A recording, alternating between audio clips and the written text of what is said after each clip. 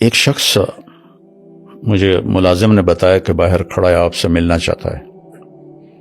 میں باہر نکلا تو ایک پٹھان بھائی تھے اور 50+ تھے، ٹھیک، نیئر ٹو 60 تھے، سفید داڑھی تھی ان کی۔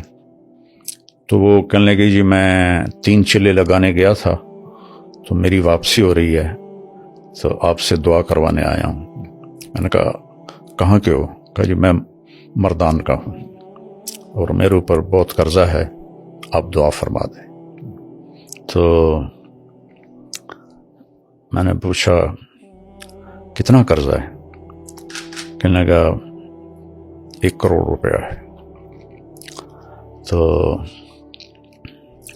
اور میں چونکہ ادا میرے ساتھ میرا پارٹنر تھا، اس نے میرے ساتھ دھوکہ کیا اور وہ مال لے کے افغانی تھا، وہ دوڑ گیا واپس افغانستان، تو سارا قرضہ میرے اوپر آ گیا۔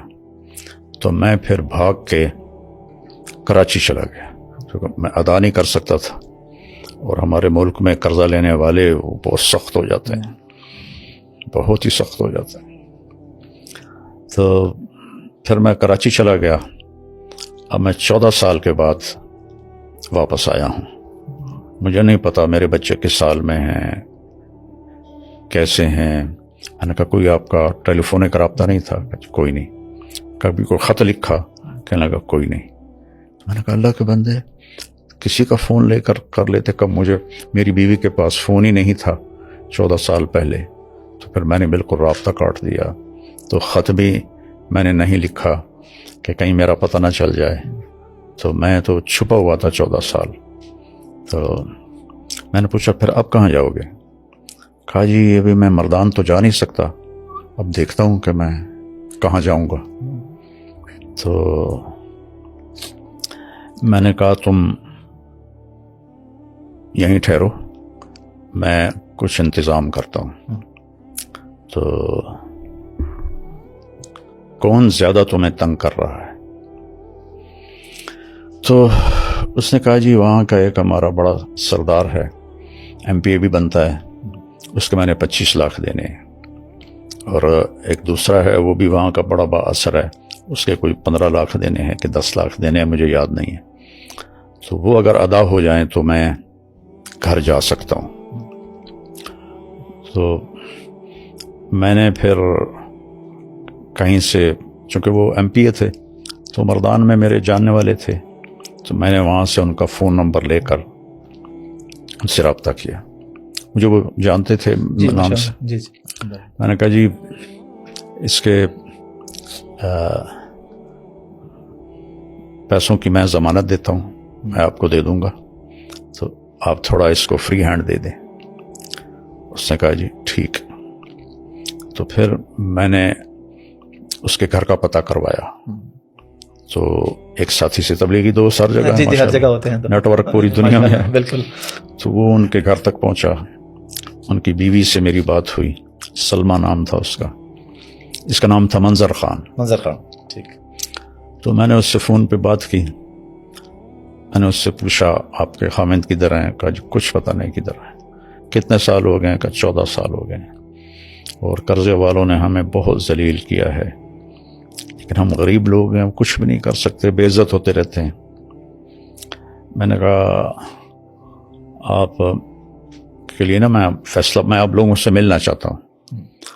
تو میں نے وہیں ایک ساتھی کے ذریعے گاڑی کا انتظام کروایا، ٹیکسی کروائی۔ ٹھیک ہے۔ میں نے کہا اس کو میرا نام بتانا، ٹھیک ہے، تو وہ تمہیں لے آئے گا، میں یہاں پیسے دے دوں گا۔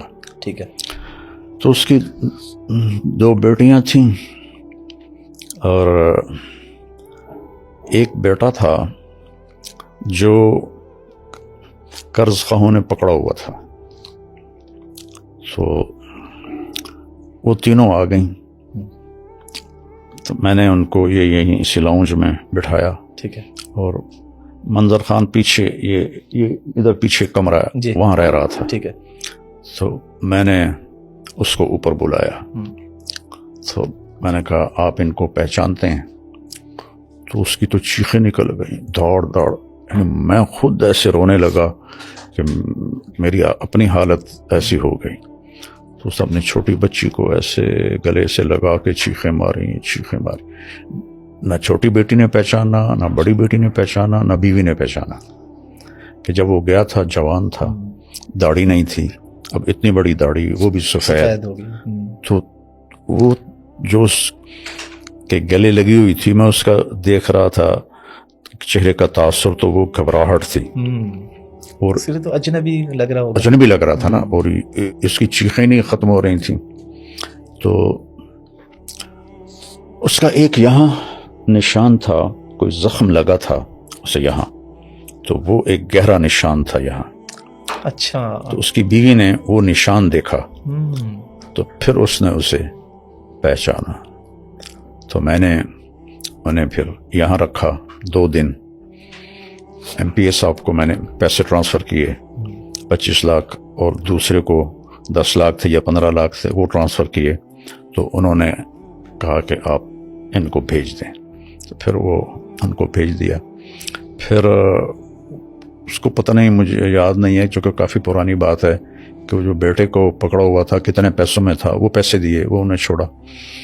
تو اس طرح اللہ نے اس پوری فیملی کو ملایا.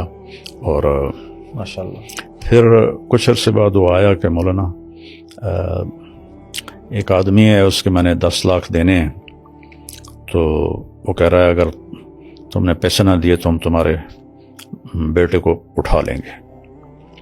تو میں نے اس وقت اس کو 5 لاکھ دے دیے. میں نے کہا یہ لے جاؤ، ادا کرو. 1 مہینے بعد وہ پھر آیا روتا چیختا کہ انہوں نے میرے بیٹے کو اٹھا لیا ہے اور کہا ہے اگر جمعرات تک پیسے نہ دیے تو ہم اسے قتل کر دیں گے. تو پھر اسی وقت میں نے اس کو 5 لاکھ دیے، گاڑی میں بٹھا کے اس کو گھر بھیجا، اور اس نے وہ پیسے دیے، اپنے بیٹے کو چھڑایا.